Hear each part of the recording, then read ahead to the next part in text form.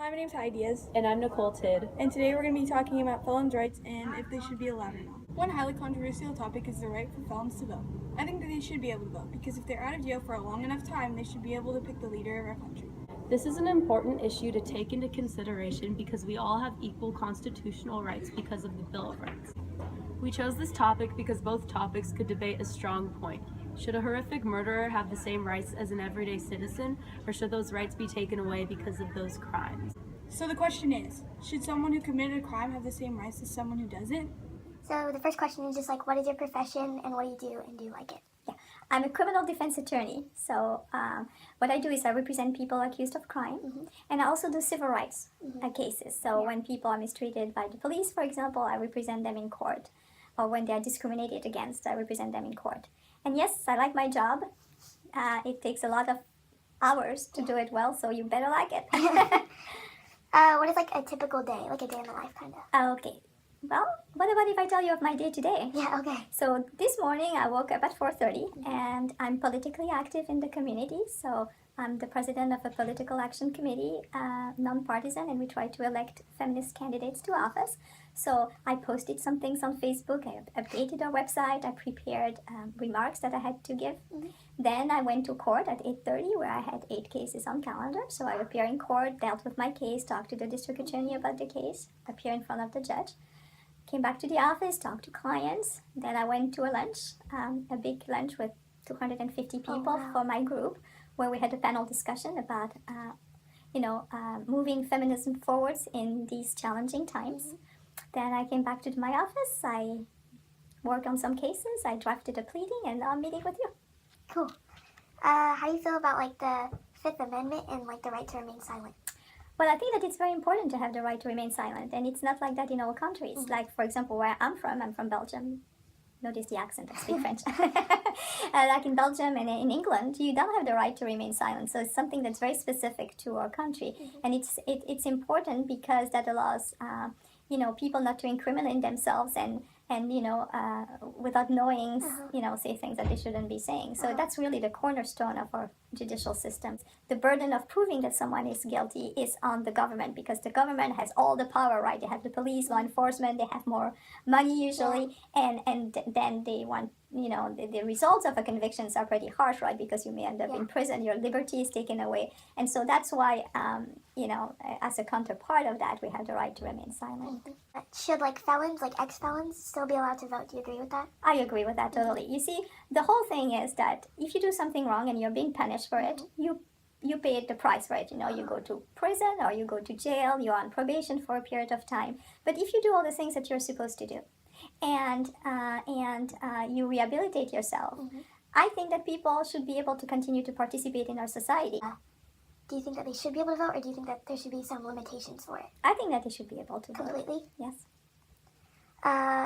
Let's see. Oh, do you think that certain felonies or certain charges should have different punishments?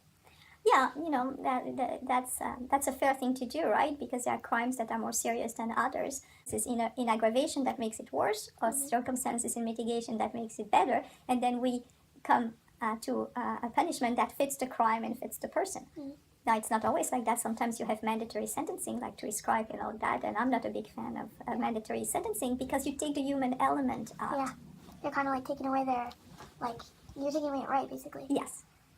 So I had like an idea of if you're an ex-felon, I think that you should have to like take a test or prove somehow that you're mentally stable to be able to vote, because sometimes like people just I was talking to my aunt about this, like PTSD, like the trauma disorder.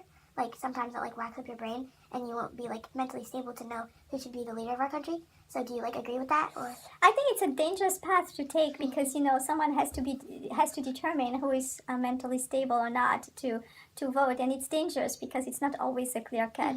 And I would say that people who go to the trouble of voting usually are people who are interested in the society and interested in knowing more about the process, and that probably people who are have mental health issues are less likely to vote. So, like, what do you feel about the death penalty? Do you think that I'm totally opposed to the death penalty. I just don't think that taking someone's life in such a systematic way is the way to go. I'm philosophically and morally opposed to the Yeah. death penalty. And have you had any like death penalty, like have you had to deal with any of those? Yes, we never had we do trial work and appellate work, so most of our death penalty work is with appellate cases, so people have been convicted at trial and then they have the right to have their convictions reviewed, and so that's what we do. But I have met many people who are on death row. What are your main cases? Like what are the most common ones that you have? I do a lot of different cases, but I have lots. It goes from the kids at UCSB who drink too much, drink in public, to people who drive when they have been drinking. Theft case, drug cases, sex offense cases. So like, do most of the people that you see get convicted into jail, or no? Well, it really depends, but by and large, in general, the system works that many times if someone does something wrong has happened, and the question is, what is the fair punishment? So not many cases actually go to trial, and a lot of the work we do is to present a fuller picture of someone and say, okay, something happened, but it's not what you have charged that person with, and there are circumstances that we should look at to decide what happened to this person. So yes, I mean, the people get convicted of crimes all the time, either because we agree to something in court without going to trial, and sometimes when you go to trial, it's up to the jury, and sometimes the jury finds that something happened, sometimes we win cases. How long have you been in this profession? I have been a lawyer for 22 years. Is it like new every single time, or do you? Yeah.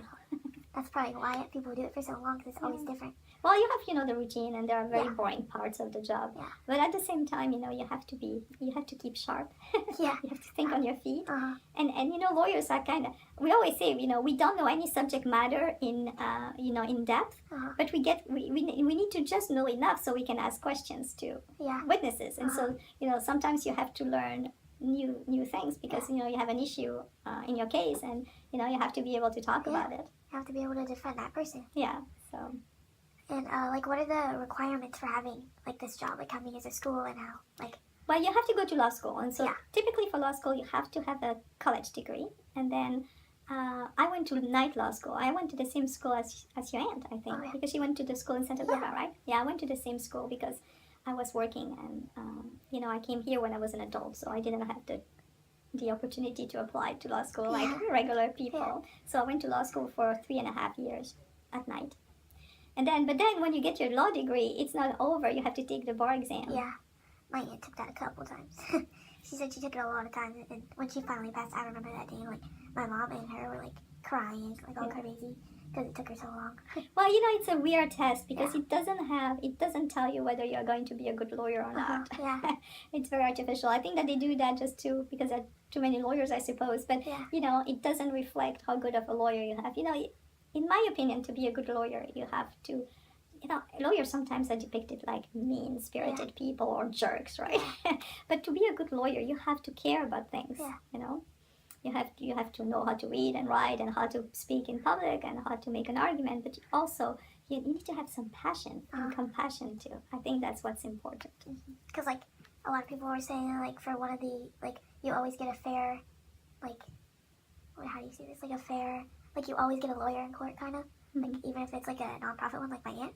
And everybody was like in my school, like, why would you be a lawyer for no money? And I was like, oh, that's my aunt, and she does that for no money. It's just like out of the feeling of joy rather than like doing it for money or for like the fame. According to procon.org, Tucker Carlson states that felons shouldn't be allowed to vote because they aren't trustworthy enough to pick the leaders of our country. And Steve Chapman thinks that they should because they wouldn't be out of prison if they couldn't. He agreed with Steve Chapman and thought that felons didn't have the right to vote. Tucker Carlson also states that the reason why we don't have felons vote is because they're immature, and that's also why we don't have children vote as well. He also stated there should be restrictions to felons, such as tests. In conclusion, we agree as a group that felons should be able to vote if they go through a test to prove that they are trustworthy enough to pick a leader for our country.